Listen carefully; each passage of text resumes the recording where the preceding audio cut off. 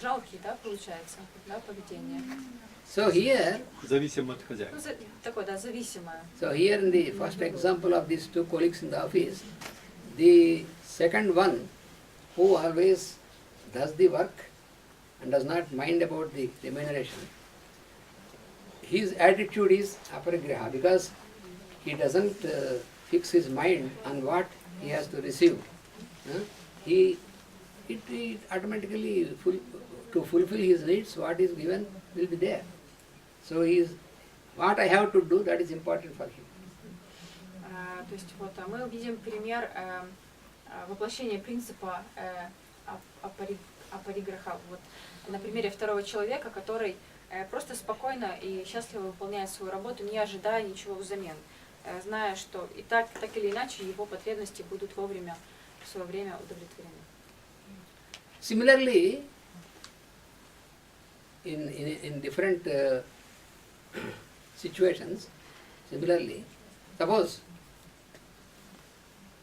I am here and you are here, I am trying to teach something which I have learned to you, and then if I feel that since I am teaching to all of them a very, very good subject and all these things, so if I feel that how it will be, what I will be receiving from them, some remuneration or some things or these things, and many people, some people are giving honey, some people are giving. So, if I try to think of these things, and if I will be waiting for people, what are they giving? So, this is parigraha. I should not. This is an obstacle in the path. This becomes an obstacle. This type of behavior. So I should not. One should be free from this nature. That is what Patanjali says. Схожий пример такого поведения. Вот, например, если Ананта Кришна читает лекции, да, и вот его принимают, очень внимательно слушают и начинают дарить какие-то подарки определенные, что-то для него делать, то если он будет этого ждать, да, и он будет на это рассчитывать, то это будет как бы не соблюдение этого принципа, что может как бы послужить препятствием на пути вот, развития себя в йоге. So in our daily life, even in the family or in the society, anywhere, we have to practice this with the other persons. Такой подход у нас должен быть и в семье, и в социуме, в любом месте, где мы с кем-то взаимодействуем, мы должны воплощать этот принцип.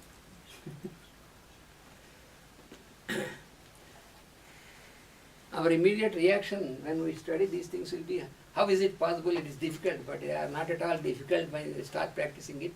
And it is the only way for us to get into the higher experience. Можем сказать, что, боже мой, как же это начать, это очень сложно. Но на самом деле ничего сложного в этом нет, и как только, это единственный способ, да, и путь достичь, идти по этому пути йоги.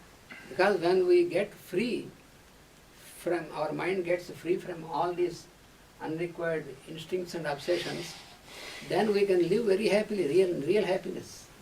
Как только наш ум отвяжется от всех ожиданий и привязанностей, тогда мы будем идти по жизни очень счастливо и свободно. Otherwise, what happens, in practical life, what happens is, suppose,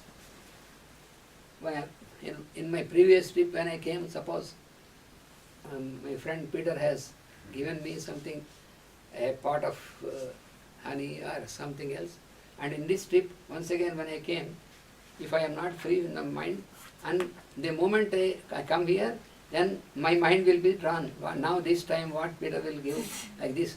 So this is parigraha. So unless I am free from this, I never get into the experience, and without getting the experience, if I start teaching this, it will be ridiculous. Пример вот париграхи, да, нарушение этого принципа, если, к примеру, вот в прошлом году гости к нам приехали, да, и Петр дал мед, да, подарил мед, то в этом году, когда учителя приедут, если они этот принцип нарушат, они будут ждать, что вы дадите им еще что-нибудь. Вот. И в таком случае объяснение всех этих правил, не соблюдая их, будет как бы абсурден.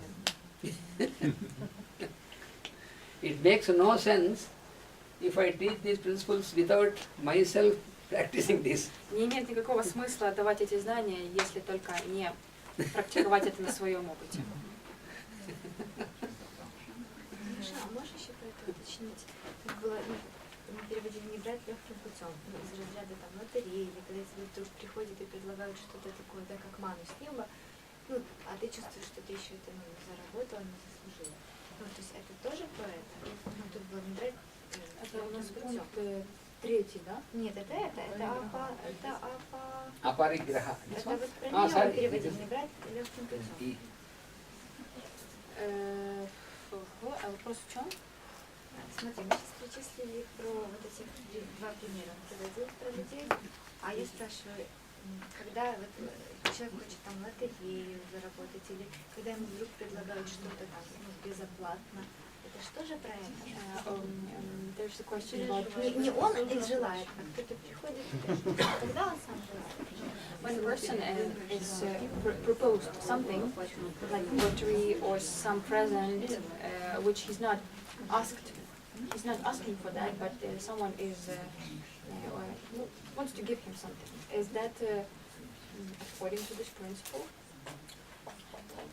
The question is that yes, then also you are not expected to receive something freely unless you can do something for another person without yourself to, in any manner, either physically or in any manner, to make something beneficial, something good for the other person for free if you want, if you were to receive.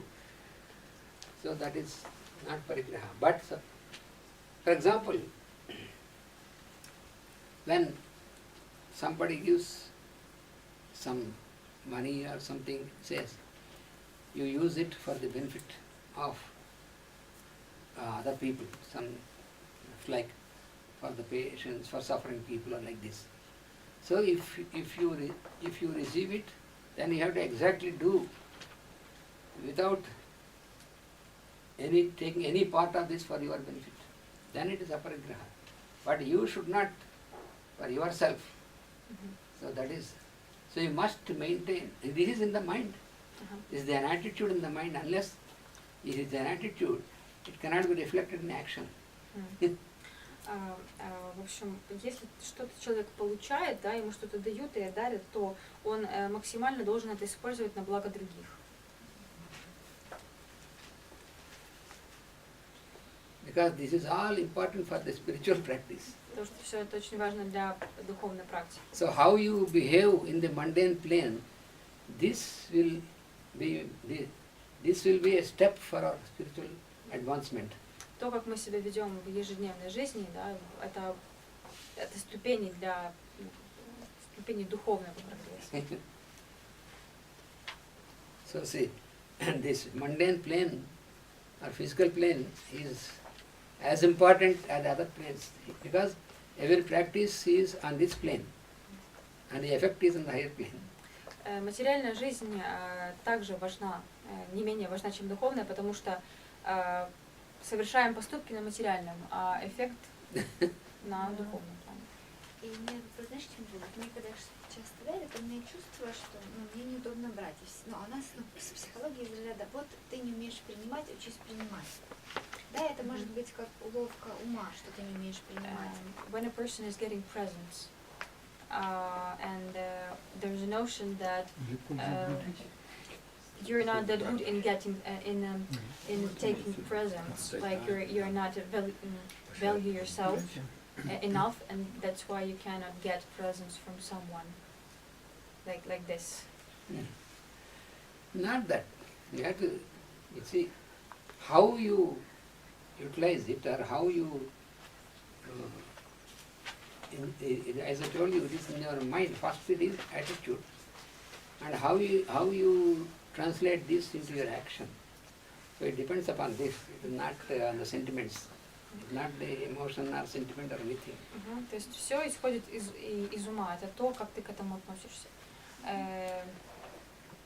то, что ты получаешь, да, если ты знаешь, что ты это используешь на благо кого-то, то, вероятно, у тебя не возникнет чувство, что я этого недостойна. Короче, бери и все, так не Я думаю, вот если там билет в кино подарили, что с ним делать? I can tell you from my experience, you know, when I'll be in India also, I'll be visiting so many centers, I come across so many people whom I treat and all this. So, some of them, they feel and they offer some clothes or something for me. So what I do, because if I say I don't take it from you, then it is also not good. But when they offer some clothes or something, then I don't need so many clothes. We get some few. So the other things, then I can distribute to those people who are in need of this. I can distribute this. That is what I do. Он приводит свой личный пример, что он часто ездит по разным госпиталям, больницам. Ну, люди встречают, как-то хотят что-то подарить, как-то отблагодарить. И часто, например, дарят одежду. Он говорит, ну, мне много не надо, у меня, да. Вот. И он старается эту одежду передавать тем, у кого ее нет. So we have to maintain this and our attitude in the mind, that is most important. Самое важное — это то, как ты к этому относишься. Вот. Настрой ума. We must always keep observing our mind to make sure that the mind is free from all such instincts, possessive instincts and all these instincts. Мы должны внимательно смотреть, чтобы наш ум не был привязан к вот этому хватательному рефлексу, да, чтобы он не присваивал себе постоянно то, что ему предлагаем. This practice of yoga is in our daily life at every step. It is not for 1 hour or 2 hours practicing some yoga. It is every moment in your life. It should be application of yoga. Да, как уже видно, да, мы уже не скажем, что практика йоги это практика там 1 или 2 часов в день. Это ежедневное применение на уровне ума и каждого действия. So, how we transact, how we behave, even in the family also. For example, if I with my wife and with my children, how I should behave? I should be, if I am practicing really yoga, then I should be, my behavior should be without anticipation and expectation. I should behave in such a manner what as a husband, what I have to do, what I have to provide, as a father, what I have to do, what I have to provide, without expecting from the other person. I have to do it. Because this is like worshipping God. This is one type of worship. So if you can feel like this and do with good heart, not with compulsion, you have to practice this. Например, если человек практикует йогу, ну вот эти принципы, да, то точно так же они будут проявляться и в семье. Будучи мужем, да, ну, как бы не стоит ожидать, стоит выполнять свои обязанности как мужа, как отца, но не ожидать чего-то, ну, от близких назад. I have to, when I transact, when I am in family, when I transact, then I should remember that I should remember that she is wife, they are children, but at the same time I should also remember that they are also the form of the same inner light, and this will keep the balance. This will make our behavior very harmonious. Отношение к близким, оно такое, как к служению Богу. Потому что в наших близких есть этот внутренний свет, который, отношение к которому является, да, духовной практикой. If the other person sometimes may behave differently also, then also your behavior should not change. Даже если другой человек не может себя вести правильно, даже в этом случае наше поведение не должно меняться, отличаться от правильного. because you are concerned with your practice. So for your practice, for your thing, you should not expect the other person also should be like you. Every person will have their own time. Нас должна заботить наша личная практика, и мы не должны ожидать от другого человека, что он начнет делать что-то. Sometimes we think in a wrong manner, no? And once in my trips to Europe once, when I landed in Switzerland, there was a lady from the group. She was driving us from Zurich to the place where we have to go. And on the way she has taken us to her house for some time. Then she asked me, I want your advice. So I said, for what? She told me, I want to divorce with my husband. So I asked, what for? Then she said, he is not spiritual. Однажды, когда Ананта Кришна путешествовал по Европе, он в Швейцарии проживал для женщины. И она говорит, я хочу попросить у вас совета. Говорит, я хочу развестись с мужем, потому что он недостаточно духовный. Then I asked, what do you mean by spiritual? И тогда Ананта Кришна спрашивает, а что такое, что ты имеешь в виду под духовностью? Then she said, I am regularly meditating in the morning and the evening, but my husband does not care to meditate with me. Она сказала, что я регулярно утром и вечером медитирую, а в то время как мой муж со мной не медитирует. Правильно, развестись очень. Then I told her that he will, when it is time for him, when the time comes for him, he will also start meditating. But what objection you have if he does not meditate? You do it for yourself. Your meditation is for your practice. You cannot compel your husband to meditate along with you. If one day he may also start meditating with you. What is the problem? If there is a problem really in the behavior, in his behavior with you, then you have to think of. Then she said, no, he is a good man, there is no problem. But then what is the problem? He is not meditating with you and you want to divorce with him? I don't find any logic in this. I told her. Ну и Ананта Кришна говорит, что придет время, и он тоже станет заниматься духовной практикой. Но то, что делаешь ты делаешь в своих личных интересах, и его здесь не надо к ним привязываться. Говорит, а есть какие-то проблемы в поведении? Он говорит, нет, очень хороший человек. Деньги зарабатывает, все приносят домой. Да, да. Много. Просто не медитирует. Поменять надо.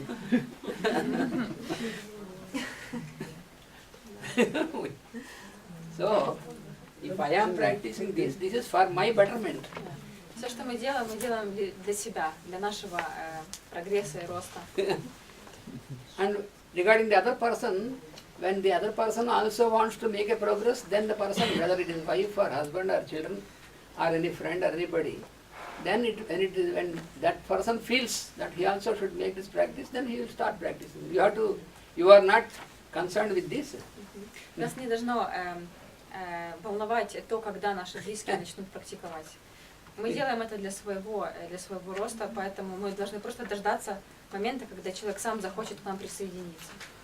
If I feel that I have been practicing all these things for many years, therefore I have become yogi already, and other persons are not yet entered into this. So if I feel like this, that shows that I am not at all a yogi. Если человек какое-то I am not fit to be a yogi also. Если человек какое-то время практикует вот эти принципы и думает, вот это я уже йог, а вот кто-то вот рядом, он вообще не йог, то, значит, этот человек на самом деле ничего не сделал за это время, потому что он сам как бы не отвечает этим принципам.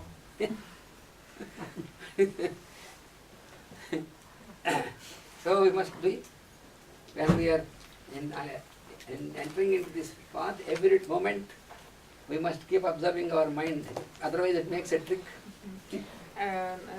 Когда мы становимся на этот путь, мы должны постоянно наблюдать за своим умом, потому что он очень легко нас может одурачить.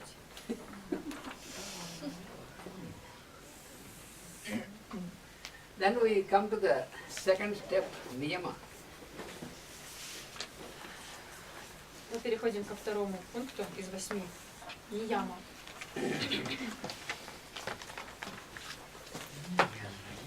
So this is regulation. Niyama is regulation. Яма – это регуляция, урегулирование, It is a regulation, it is a discipline, дисциплина. and also it is an observance of certain procedures Дисциплина, да, наблюдение за определенными, which are progressive. Certain procedures, following of certain procedures which are progressive, which make a progress for us. соблюдение определенных, ну, как бы, выполнение определенных действий, которые нас приводят к прогрессу. So yama is a step where you make an elimination of any undesirable element from us. Это, ну, не яма, это такой пункт, такой шаг, когда мы освобождаемся от всего лишнего, того, что нам не надо.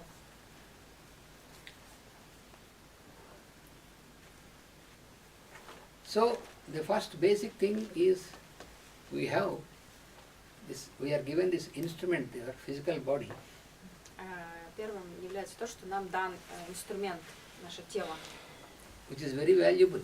которое очень ценно. That is what the scriptures say, that the body given to you is the primary and fundamental instrument for you to achieve the higher life. Как говорится в священных писаниях, тело – это изначальный и очень важный инструмент, который нам дан для того, чтобы достичь внутреннего света. So for a progress in every life, in the evolution, body is an instrument given to us. Without this instrument, you cannot make a progress.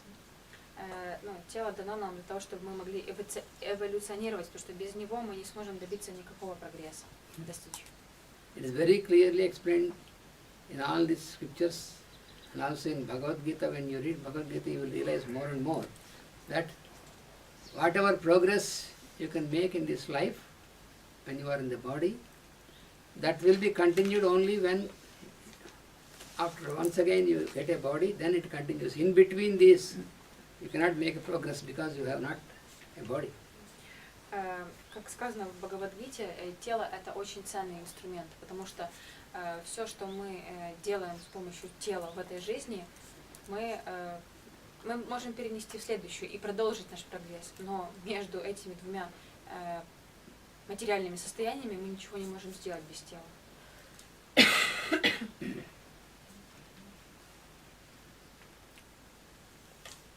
So just by leaving the body, you are not relieved. When some people think that by leaving the body, you are relieved from all the bondage. No, bondage is for the mind and the influences on the mind, not in the body. Покидая тело, люди думают, что они освобождаются от всех проблем и привязок, но привязки возникают не в теле, а в уме. So whatever progress you can make, you have to make it as much as possible when you are in the body, before leaving the body. Поэтому со всех сил важно стараться достичь определенного своего прогресса, пока все-таки мы еще находимся в теле.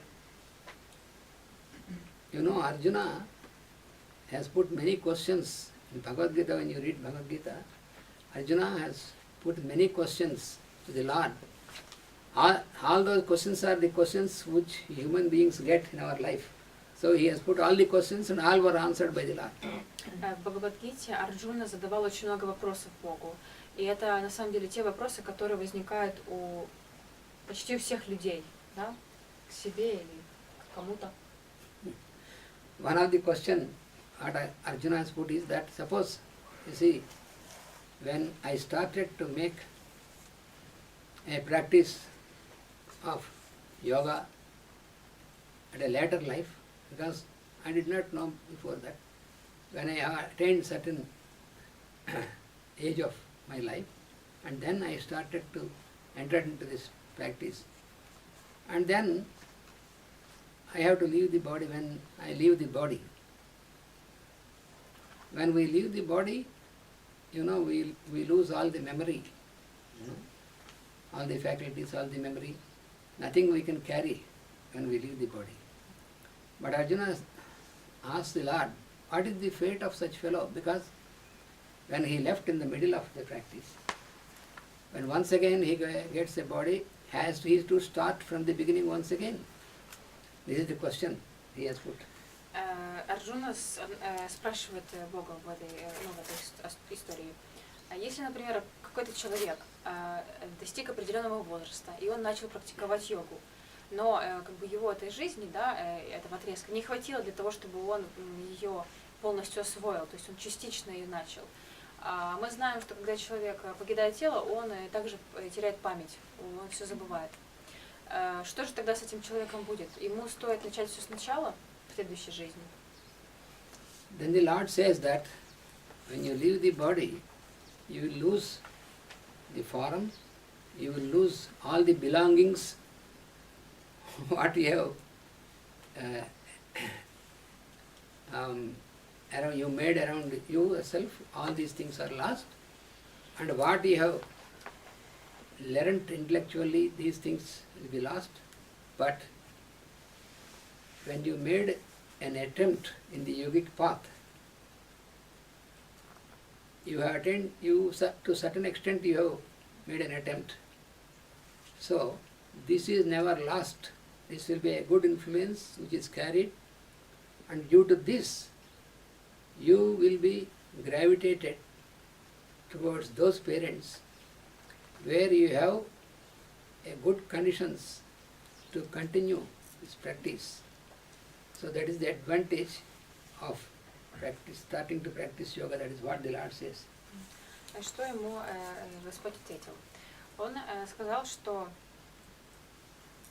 Сейчас. Следующее воплощение. Да, все, я вспомнила. Я все вспомнила, да. В общем, когда человек уходит из жизни, да, он теряет материальные вещи, он теряет свои интеллектуальные здобытки, да, он теряет знания, ну и, естественно, тело. Но так как он начал практику, он притягивается к тем родителям, которые имеют уже наработки в этих уровнях. И он автоматически в новой жизни продолжает изучать с того уровня, на котором он остановился в предыдущей, потому что духовный опыт, он передается из жизни в жизнь.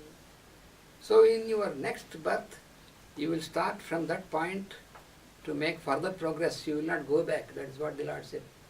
То есть в следующей жизни человек продолжает расти духовно, он не откатывается назад, он начинает с того момента, где он остановился. So that is the assurance given by the Lord Himself. И это то, что как бы пообещал, скажем так, Бог людям. So we will continue about Niyama in tomorrow's class. Мы завтра продолжим. Vasudeva. Vasudeva.